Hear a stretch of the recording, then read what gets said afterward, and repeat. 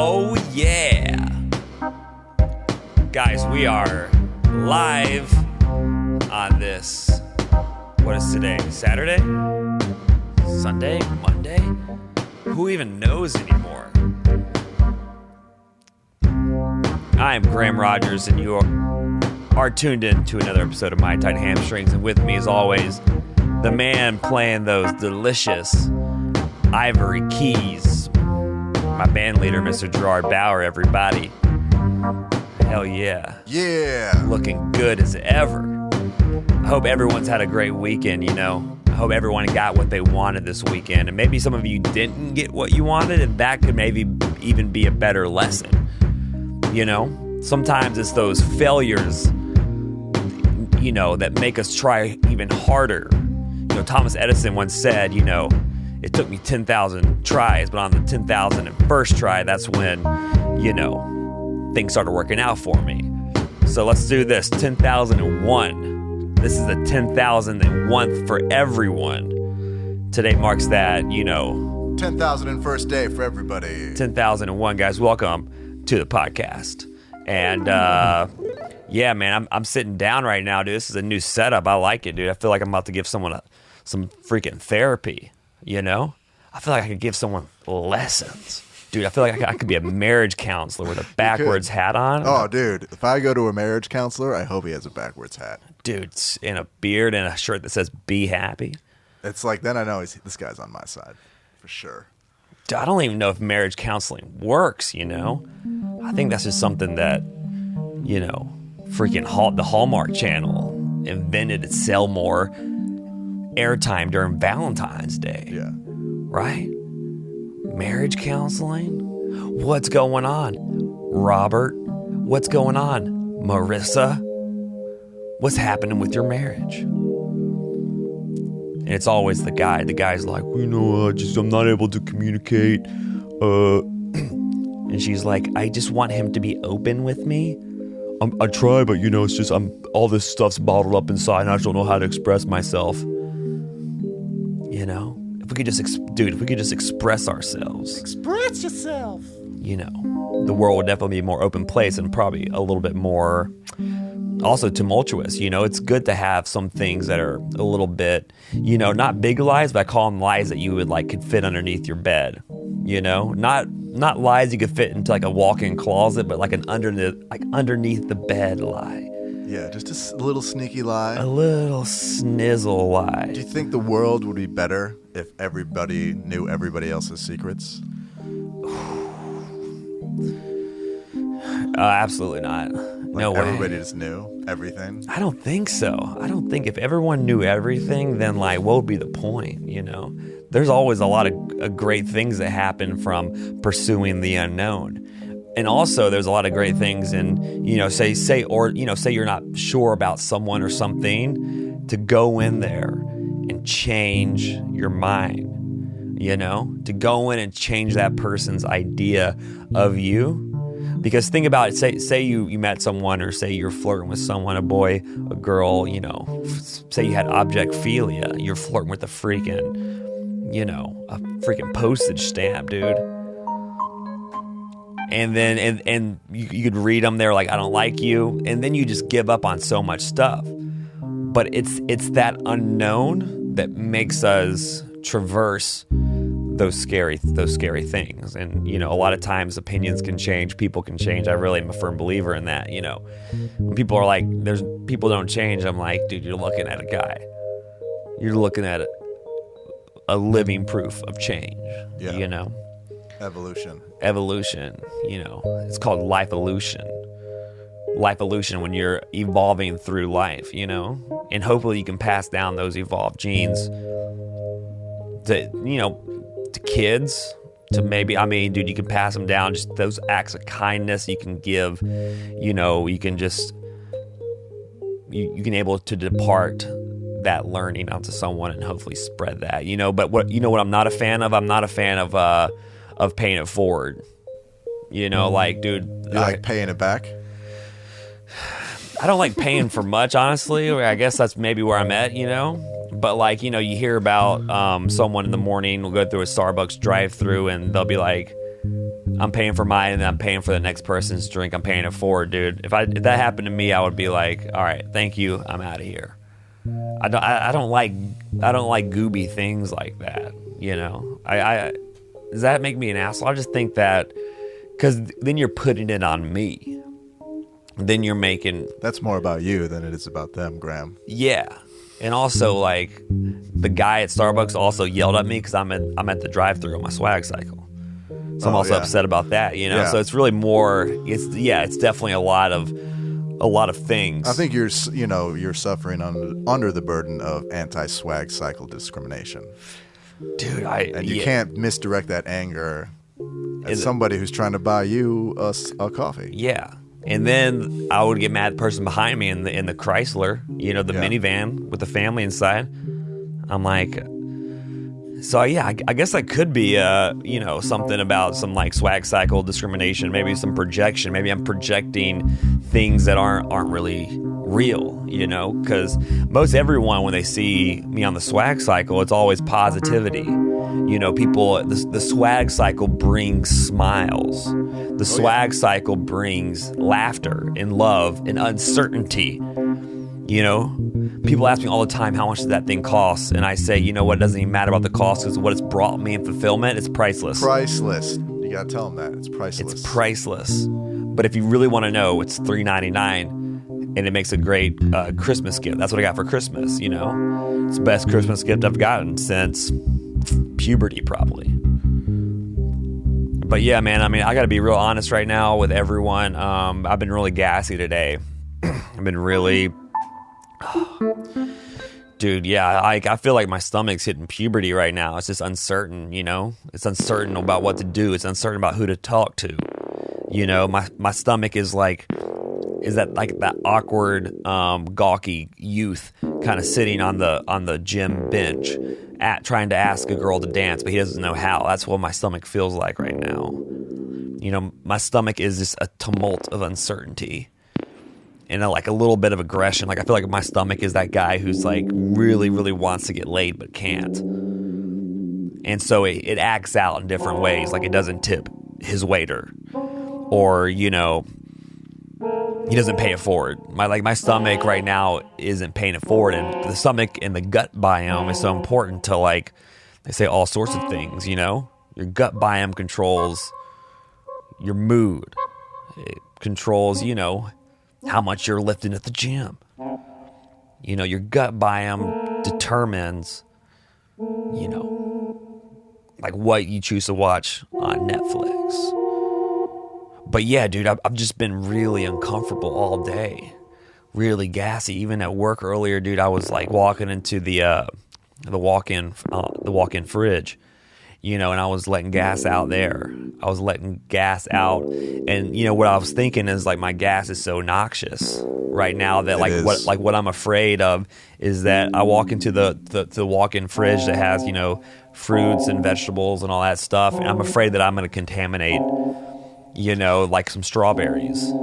I'm afraid that, like, what is inside me, the evil that's lurking and residing inside of me, will thus in turn other fruits and vegetables and spinach spoil it right away. You know, like I farted earlier and the spinach is like wilting already, and this is like a freezer, frozen food.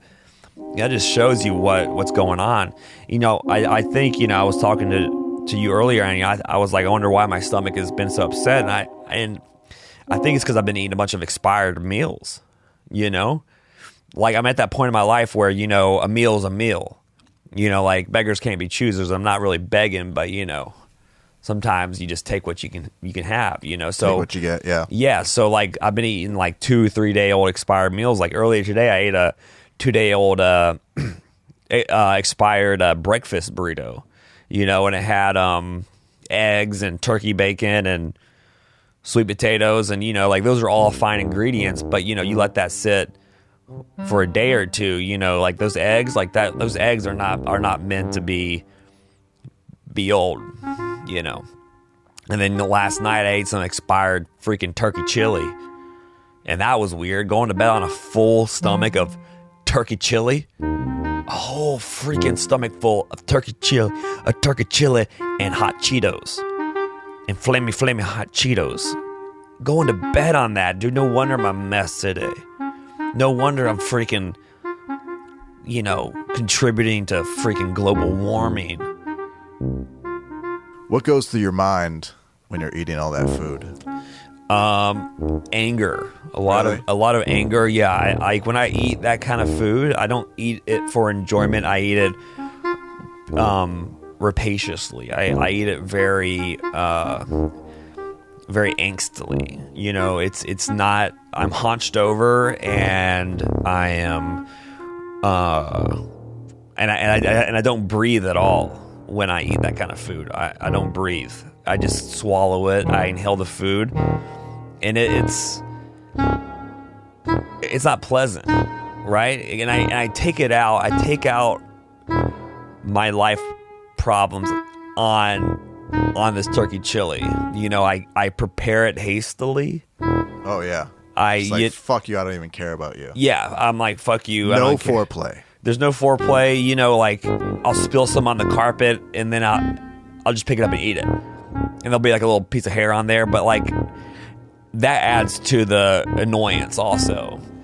And then when I eat this food, then I get annoyed at where I am in life, and then I'm like, oh, well, my decisions or my lack of this or that has gotten me to this point where I am aggressively eating this turkey chili. So I took a woman's probiotic for vagina health, dude. I started feeling just like Taylor Swift. That's beautiful, man. I just started feeling like I had long flowing hair, dude. I started getting curves. My legs were shaving all of a sudden. I was dating Taylor Lautner's. Yeah, man. I mean, being a woman must be so great. Dude, it's the easiest job in the world.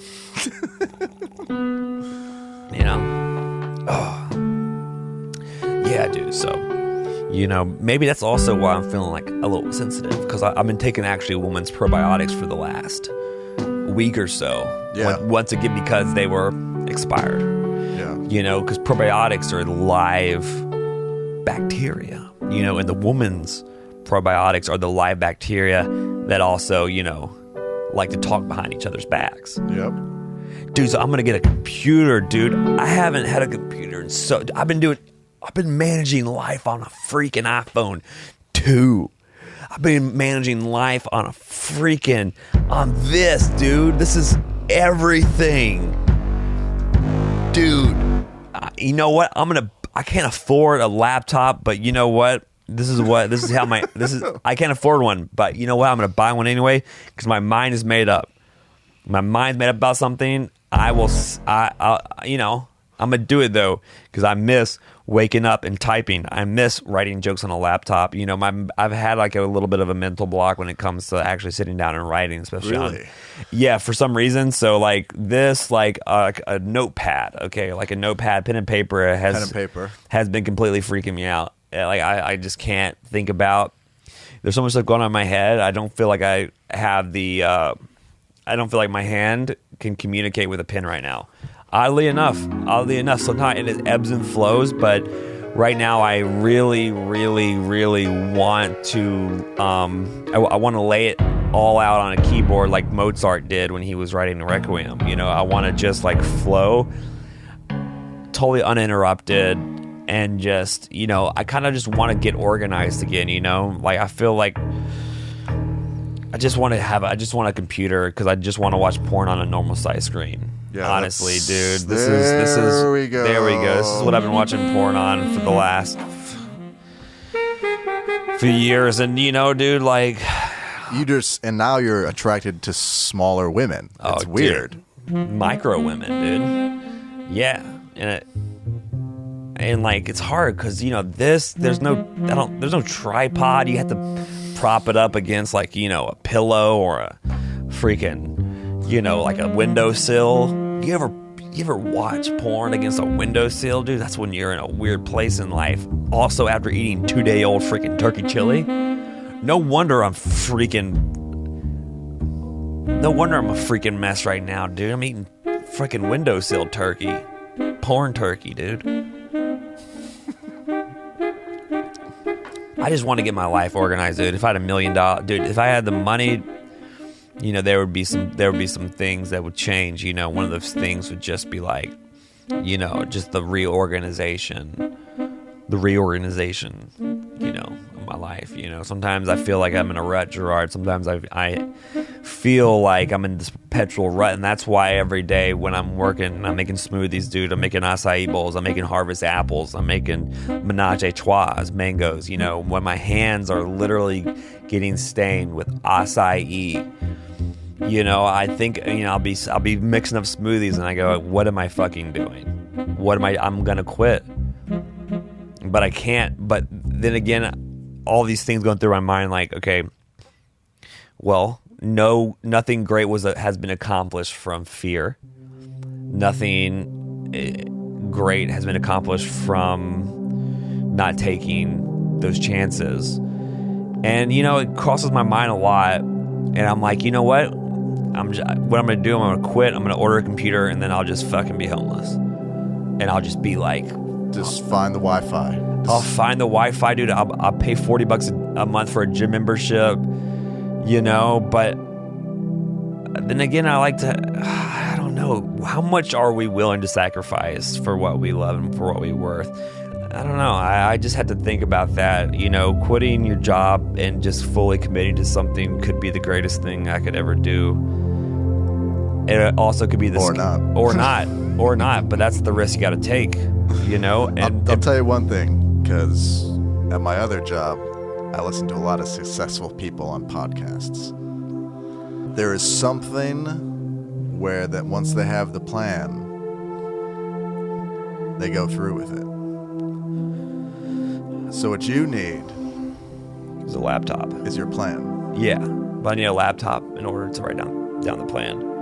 So what do you think? I mean, yeah, I do. Exactly. Yeah. And you know what else my mind does? It's just like, it's weird. Like, I'm like, okay, once I have the laptop, then I'll be able to do more of this or that. Or, you know, I'll be like, I'll go on eBay and I'll look at a pair of Jordan 4s, and I'm like, oh, okay, once I have the Jordan 4s, then I'll feel more comfortable in my own skin, and then I'll be able to be a funnier comic. Yeah. That's not true. And I've time and time again. Not? No, shoes don't make you funny, dude. I mean, a wig does. No. Hey, man, tell that to Kevin Hart. Yeah, dude, he has some fly shoes. He's got some great shoes, and he's really successful. He's very successful. Put 2 and 2 together. There you go. Yeah, if only he was funny. Kidding. Yeah. So there needs to be a plan. There needs to be, because well, what you need is a car. If you're going full artist, no home, then you still need a car. Yeah, and I do have a car for the time being. I don't think I can. It's not your car, though. Yes, you're right. I need to continue to tell myself that, because sometimes I even lie to myself saying it's my car. It's not my car. You know, my last relationship kind of fell apart because I wasn't able to be truthful. You know, it was hard. It was a lie that I told out of insecurity. You know, and that started to kind of snowball. Like one time we were at this party. So the car that I'm borrowing has a baby stroller in the trunk of the car, and we were in this party in Venice, and this girl was like, "Can I put my bag in the trunk of your car?"